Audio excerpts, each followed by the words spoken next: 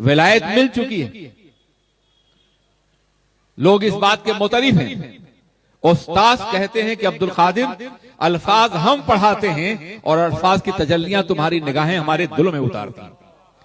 ये उनके असातिज़ा का एतराफ है।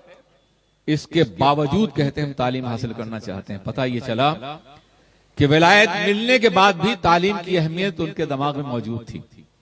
आज तालीम से बेनियाज, जहल में डूबे हुए, गबावत के शिकार, जुब्बो दस्तार के पर्दे में जाहिल अपनी विलायतों का इकरार करते हुए नजर आते हैं और जाहिल मानते भी हैं। याद रखिए, कोई गैर आलिम न वली हो सकता है और न कुतुब और गौस हो सकता है और न कोई ऐसा मकाम तय कर सकता है जिस मकाम का ताल्लुक विलायत से है।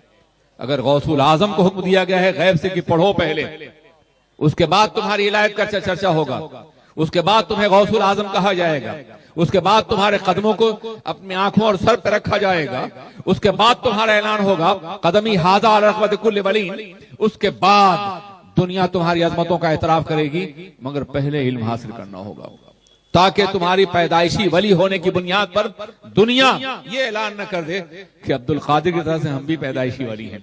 न हमें इल्म की जरूरत है, न तालीम की जरूरत है, न किसी और बात की जरूरत है।